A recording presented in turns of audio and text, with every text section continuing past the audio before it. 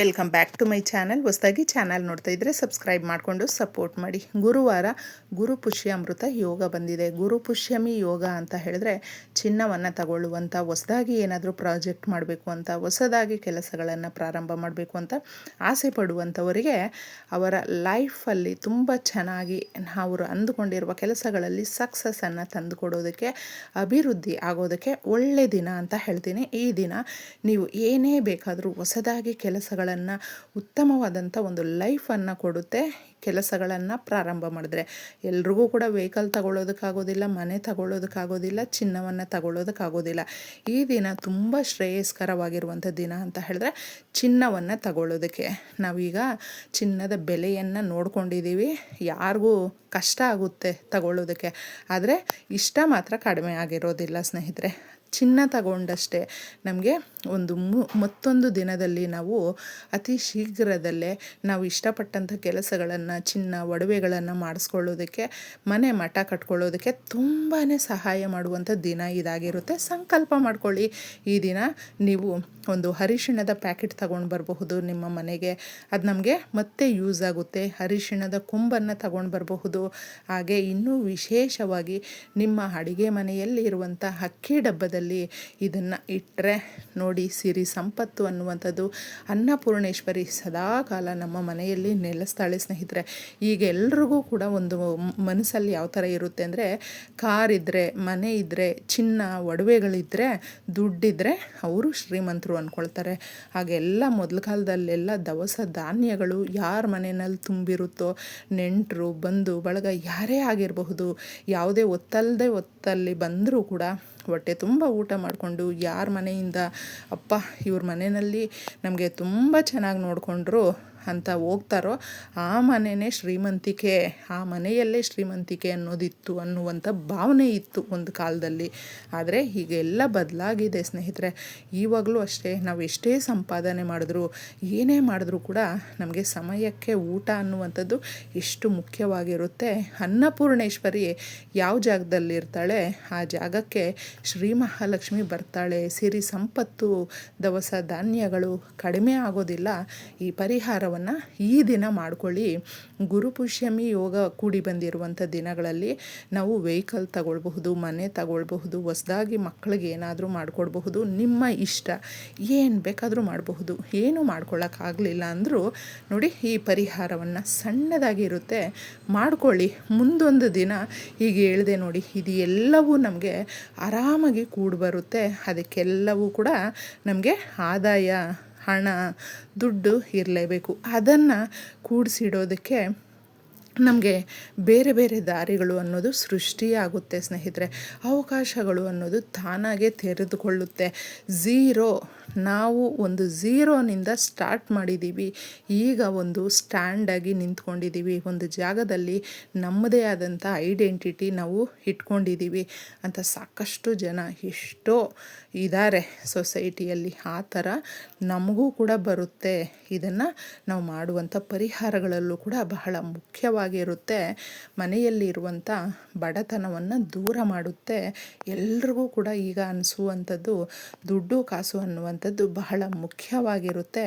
ಅದನ್ನು ಸಂಪಾದನೆ ಯಾವ ರೀತಿ ನಾವು ಮಾಡಬೇಕು, ನಮಗೆ ಕೆಲಸನೇ ಇಲ್ಲ, ಆದಾಯನೇ ಇಲ್ಲ, ಏನಪ್ಪ ಅನ್ನುವಂಥವ್ರಿಗೂ ಕೂಡ ಅವರ ಮನಸ್ಸಿನ ಕೋರಿಕೆಗಳು, ಆ ಕೊರತೆಗಳು ಯಾವುದೋ ಒಂದು ರೂಪದಲ್ಲಿ ಕಾಡ್ತಾ ಇರುತ್ತೆ. ಹೋಗಲಾಡಿಸೋದಕ್ಕೆ ಪ್ರಕೃತಿಯಲ್ಲಿ ಯಾವುದೇ ಕಷ್ಟವನ್ನಾದ್ರೂ ಕೂಡ ಎಳೆದು ಇಟ್ಕೊಂಡು ಭಸ್ಮ ಮಾಡುವಂಥ ಒಂದು ಉತ್ತಮವಾದಂಥ ಜೀವನ ನಾವು ರೂಪಿಸ್ಕೊಳ್ಳೋದಕ್ಕೆ ಸಹಾಯ ಮಾಡುವಂಥ ಎಷ್ಟೋ ನಮ್ಮ ಪ್ರಕೃತಿಯಲ್ಲಿ ಅಗಾಧವಾದಂಥ ವಸ್ತುಗಳು, ಶಕ್ತಿ ಅನ್ನುವಂಥದ್ದಿದೆ. ಅದರಲ್ಲಿ ಬೇ ಲೀಫ್ ಕೂಡ ಒಂದು ಕಾಗದವನ್ನು ತಗೊಳ್ಳಿ, ಖಾಲಿ ಪೇಪರ್ ತಗೊಳ್ಳಿ, ಅಥವಾ ನೀವು ಬಟ್ಟೆ ಇದ್ದರೂ ಕೂಡ ಅರಿಶಿಣದ ಬಟ್ಟೆ ತಗೊಳ್ಬಹುದು. ಬಿಳಿ ಬಟ್ಟೆ ಇದ್ದರೆ ಅರಿಶಿಣದ ಬಟ್ಟೆಯಾಗಿ ಮಾಡಿ ಅದನ್ನು ತಗೊಂಡು ನೀವು ಅದಕ್ಕೆ ಬೇ ಲೀಫನ್ನು ಹಾಕಿ, ನೀವು ಎಷ್ಟಾದರೂ ಹಾಕ್ಕೊಳ್ಬಹುದು, ಒಂದಾದರೂ ಹಾಕಿ ಒಂದು 3 ಹಾಕಿ. ಇನ್ನು ಏಲಕ್ಕಿ ಹಾಗೂ ಮೊಗ್ಗಿರುವಂಥ ಲವಂಗಗಳನ್ನು ಒಂದು 3 ಅಥವಾ 5 ಹಾಕ್ಕೊಳ್ಳಿ. ನಿಮಗೆ ಎಷ್ಟು ಇರುತ್ತೋ ಅಷ್ಟನ್ನು ಹಾಕ್ಕೊಳ್ಬಹುದು. ಮೊಗ್ಗಿರಬೇಕು, ಅದನ್ನು ನೆನಪಲ್ಲಿಟ್ಕೊಳ್ಳಿ. ಇನ್ನು ಜಾಜಿಕಾಯಿ, ತುಂಬ ಜನಕ್ಕೆ ಈ ಜಾಕಾಯಿ ಬಗ್ಗೆ ಗೊತ್ತಿರುತ್ತೆ. ಸ್ಪೈಸಸ್ಸಲ್ಲಿ ನಮಗೆ ಇರುತ್ತೆ, ತುಂಬ ಶಕ್ತಿ ಕೊಡುವಂಥದ್ದು. ಇದನ್ನು ನೀವು ಒಂದನ್ನು ತಗೊಂಡ್ರೂ ಕೂಡ ಸಾಕಾಗುತ್ತೆ.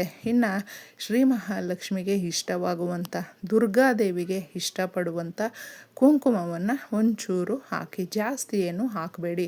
ಈ ವಸ್ತುಗಳನ್ನು ಹಾಕಿ, ಇದ್ದರೆ ಪಚ್ಚ ಕರ್ಪೂರವನ್ನು ಹಾಕಿ, ಇಲ್ಲ ಅಂತ ಹೇಳಿದ್ರೆ ಸಾಧಾರಣವಾದಂಥ ಕರ್ಪೂರವನ್ನು ನೀವು ಬಳಸಬಹುದು. ಇದು ಎಲ್ಲವೂ ಕೂಡ ನಮ್ಮ ಮನೆಯಲ್ಲೇ ಇರುವಂಥ ನಕಾರಾತ್ಮಕ ಶಕ್ತಿಯನ್ನು ಇದು ಎಳ್ಕೊಳ್ಳುವಂಥ ಕೆಲಸ ಮಾಡುತ್ತೆ.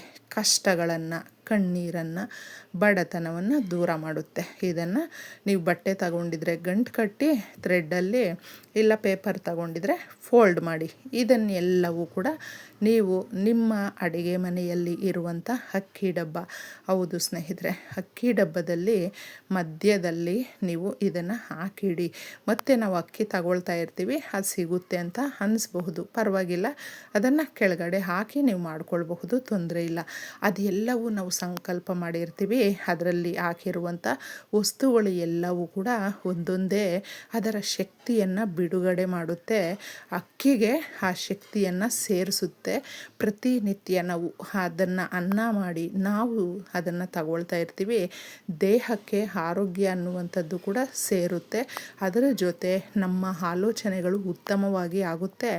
ಆ ಆಲೋಚನೆಗಳು ಶಕ್ತಿದಾಯಕವಾಗಿ ಕೂಡಿ ಅದು ಬಿಡುಗಡೆ ಆದಾಗ ನಮಗೆ ಏನೆಲ್ಲ ಒಂದು ಶಕ್ತಿ ಅನ್ನೋದು ಕೂಡಿ ಬರುತ್ತೆ ಅಂದರೆ, ನಾವು ಆದಾಯ ಯಾವ ರೀತಿ ಗಳಿಸೋದು, ಅದರ ಮಾರ್ಗಗಳು ಅನ್ನುವಂಥದ್ದು ತೆರೆದುಕೊಳ್ಳುತ್ತೆ, ಓಪನ್ ಆಗುತ್ತೆ. ಇದನ್ನು ನಾವು ಈ ರೀತಿ ಮಾಡೋದ್ರಿಂದ ಒಂದರಿಂದ ಒಂದು ಚೈನ್ ಲಿಂಕು, ಒಂದು ಕನೆಕ್ಟ್ ಅನ್ನೋದು ಇರುತ್ತೆ. ಆಗ ನೋಡಿ, ಆರೋಗ್ಯಕ್ಕೆ ಆರೋಗ್ಯ, ನಮ್ಮ ಮನೆಯಲ್ಲಿ ಇರುವಂಥ ನೆಗೆಟಿವ್ ಎನರ್ಜಿ ಹಾಗೂ ಸಮಸ್ಯೆಗಳನ್ನು, ಒಂದೊಂದೇ ಸಮಸ್ಯೆಗಳನ್ನು ಇದು ಎಲ್ಲವೂ ಕೂಡ ಹೇಳ್ಕೊಳ್ಳುವಂಥ ಕೆಲಸ ಮಾಡುತ್ತೆ, ಅಬ್ಸರ್ವ್ ಮಾಡಿಕೊಳ್ಳುತ್ತೆ. ಆಗ ನಮಗೆ ಮನೆಯಲ್ಲಿ ಮುಖ್ಯವಾಗಿ ನೆಮ್ಮದಿಯನ್ನು ಕೊಡುತ್ತೆ. ಈ ಸುಗಂಧಭರಿತವಾದ ವಸ್ತುಗಳು ಎಲ್ಲವೂ ಕೂಡ ಬಿಡುಗಡೆ ಆದಾಗ ಅದರ ಶಕ್ತಿ, ಲಕ್ಷ್ಮೀದೇವಿ ಬಂದು ಮನೆಯಲ್ಲಿ ನೆಲೆಸ್ತಾಳೆ. ದವಸ ಧಾನ್ಯಗಳಿಗೆ ಕಡಿಮೆ ಆಗೋದಿಲ್ಲ. ಅನ್ನಪೂರ್ಣೇಶ್ವರಿ ನಮ್ಮ ಅಡಿಗೆ ಮನೆಯಲ್ಲಿ ನೆಲೆಸ್ತಾಳೆ ಸ್ನೇಹಿತರೆ. ಇಷ್ಟೆಲ್ಲ ಶಕ್ತಿದಾಯಕವಾದಂಥ ಒಂದು ಕೆಲಸ ಪ್ರಾರಂಭ ಮಾಡುತ್ತೆ ಈ ಪರಿಹಾರವನ್ನು ನಾವು ಮಾಡಿಕೊಂಡಾಗ. ಇದನ್ನು ಮಾಡ್ಕೊಳ್ಳಿ, ಮತ್ತು ಇದನ್ನು ನೀವು 1 ತಿಂಗಳು 2 ತಿಂಗಳು ಬಿಟ್ಟುಬಿಡಿ. ಇದನ್ನು ಮತ್ತೆ ಉತ್ತಮವಾದಂಥ ಒಂದು ಒಳ್ಳೆಯ ದಿನಗಳು ಅನ್ನುವಂಥದ್ದು ಬರ್ತಾನೆ ಇರುತ್ತೆ.